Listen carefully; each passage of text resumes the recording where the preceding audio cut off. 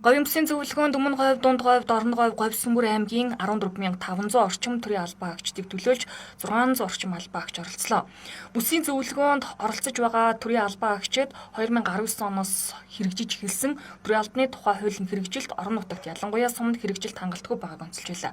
Тиймээс цаг үеэ дагаж хуулиа шинжилхэн зөвч өмнөх хуулийн хэрэгжилтийн үр дүнд бий болсон сайн жишгүүдийг илүү сайжруулж авч үлдэхийг хүслээ. Гүйцэтгэх засаглал өөрөө төрийн бүх томилгоо буюу төрийн албыг өөрөө дангаараа хариуцдаг тогтолцоо бид нар ороогүй.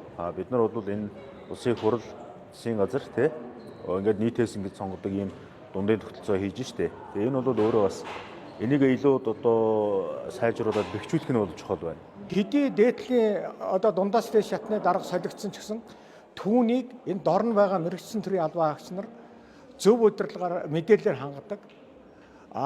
Бодлого үйл ажиллагааг зөв тодорхойлж өгдөг.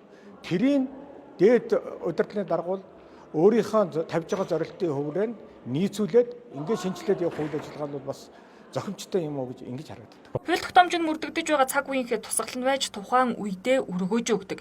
Энэ ч утгаараа төрийн албаны тухай хуульд өмнө нь төрийн албан хаагчийн нэг хүүхдийг үн төлбөргүй сургах, орон сууцны зээлд хамрагдах баталгааг ажиллаж байгаа байгууллага нь гаргаж өгөх зэрэг төрийн албан хаагчдын нийгмийн баталгааг хангасан заалтууд хэрэгжиж байсан.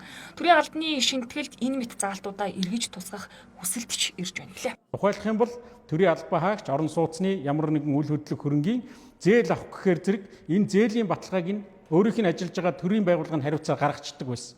Энийг маань мөн явцын дунд алга болгосон. Энийгээ бас өгүүлдэг юм байна гэдэг зүйл. За гурав дахь нэг зүйл байгаа. Нэлээд чухал зүйл.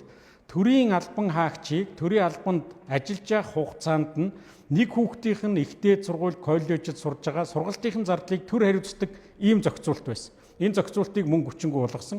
Энэ бол төрийн албан хаагчийн нийгмийн баталгааг хангахад чухал түлхэж болдог. Төрийн албаны шинэтгэлд төрийн албан хаагчийн ёс зүй чухал байр суурь эзлэн. Тиймээс ёс зүйн хороо төрийн албаны зөвлөлтөд хамтран бүсийн зөвлөгөөний хамтран зохион байгуулж байна.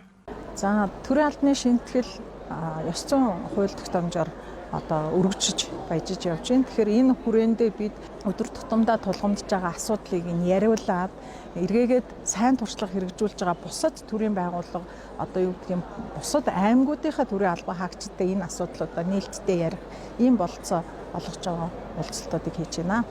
Төрийн албаны шинэтгэл төрийн албан ёс зүйн манлайлал сэдвээр илтгэл хилцүүлэг өрнүүлж төрийн албан хаагчдын саналыг сонсох нь бүсийн зөвлөгөөний зорилго юм а.